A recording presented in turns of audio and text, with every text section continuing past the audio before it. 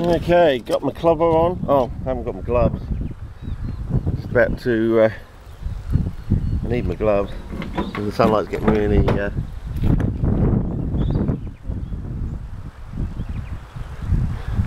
Got my gloves. About to crack a can here of diet smoke. There we go. Give it a go. Forgot my clock again, but we've gone over to daylight saving, so I think I left when it was.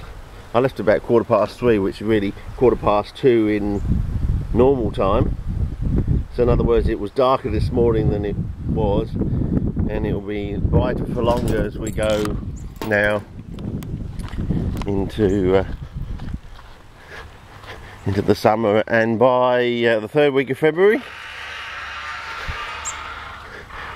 when we have the hottest days in the shade, 46 degrees in the shade, maybe sometimes for 2 weeks straight,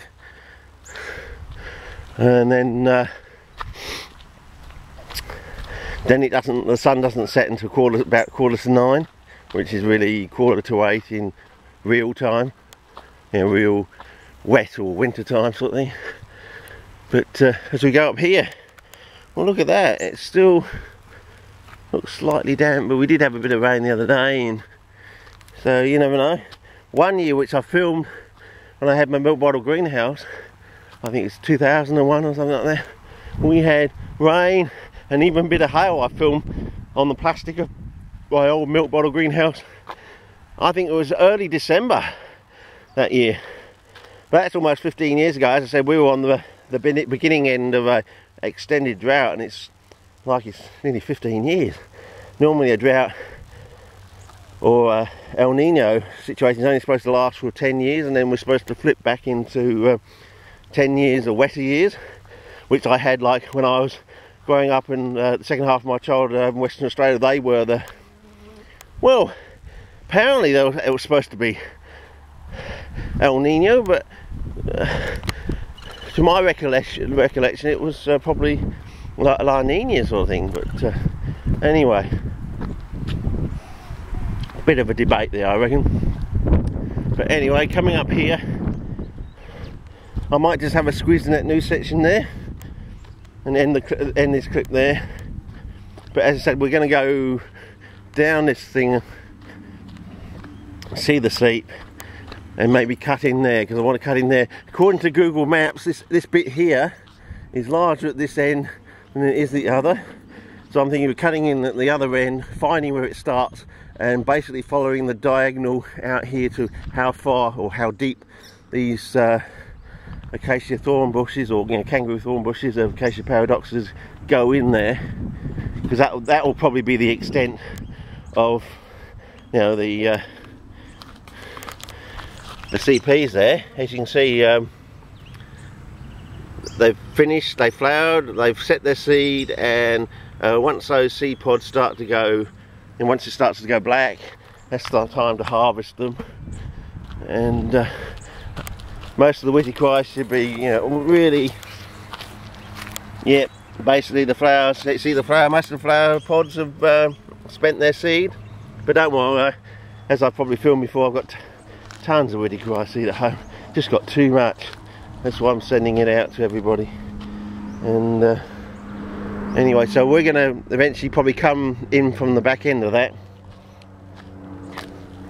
But I just thought I'd go down here, have a look, try out our new camera skills, short play, night scene, what we've done with the car and everything.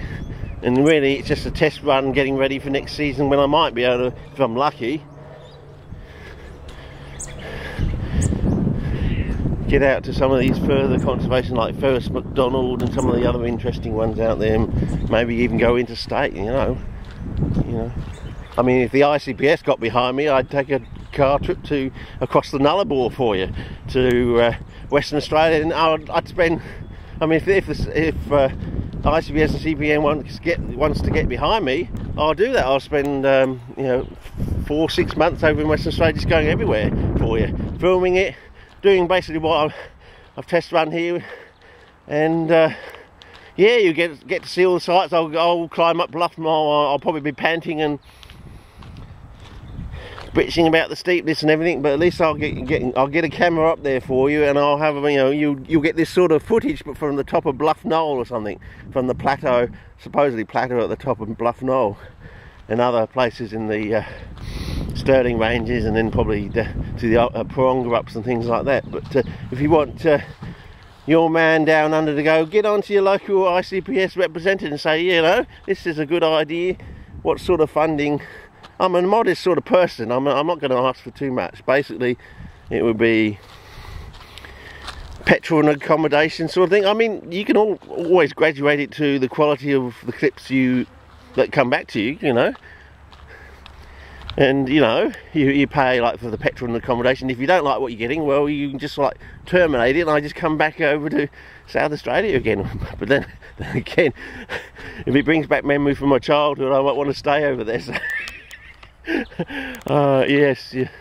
But anyway, I'll make a new clip now as we start to wander over, and we'll look at the state of the pygmies for Sean, because as I said, he wants to get some seed off of those, and we know they've got to end sometime between the end of, you know, around about the 29th of October into early November. That's when, you know, they'll basically be carking it, and that's when I want to collect the seed.